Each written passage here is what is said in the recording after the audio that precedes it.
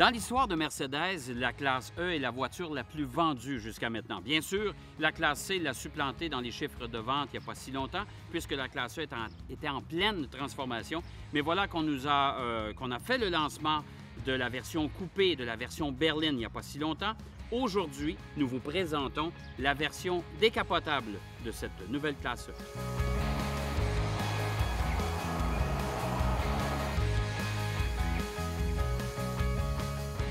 Même si elle était annoncée depuis quelques mois par le constructeur, l'ensemble du milieu journalistique a eu la chance, tout comme nous, d'en faire les premiers essais du côté de Majorque en Espagne.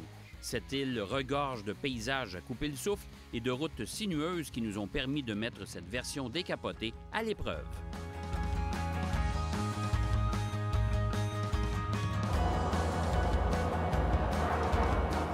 Dans un premier temps, le coupé avait tous les éléments pour devenir un cabriolet. Sa silhouette fuyante et les lignes de toit très accentuées sont deux éléments de base utilisés dans l'élaboration de cette classe 3 saisons. Le résultat est empreint d'une grande élégance.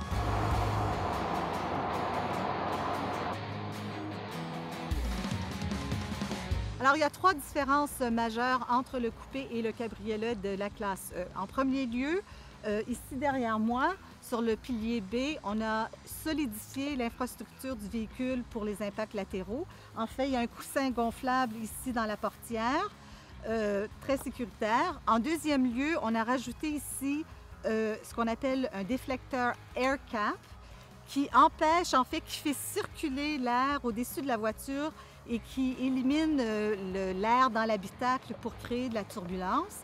Et on a rajouté à l'arrière le air stop qui crée essentiellement un environnement fermé qui est très confortable pour les passagers à l'avant et à l'arrière. Les ingénieurs de Mercedes ont opté, comme du côté d'Audi, pour un toit souple qui s'abaisse ou se relève en 20 secondes à peine. On peut même effectuer l'opération à une vitesse inférieure à 40 km/h, ce qui, par exemple, lors d'une pluie soudaine, permet au conducteur de relever la capote sans avoir à attendre de s'immobiliser complètement. Contrairement au toit rigide escamotable, le toit souple requiert également moins d'espace cargo. Mais ne croyez pas retrouver avec ce cabriolet un coffre aussi spacieux que celui du coupé. Car même si le coffre est plus spacieux que la moyenne des autres cabriolets rivaux, le volume demeure limité. La classe E cabriolet reçoit les mêmes ensembles motopropulseurs que les autres versions au Canada. Les moteurs 3,5 et 5,5 litres sont offerts, accompagnés dans les deux cas d'une boîte automatique à 7 rapports. Chez certains constructeurs automobiles, on transforme tout simplement des coupés en cabriolets sans justement faire les transformations qui s'imposent. Chez Mercedes, on a passé outre. On a vraiment conçu un véritable cabriolet. Rigidité du châssis oblige. D'ailleurs, on l'a bien senti lors de notre essai routier.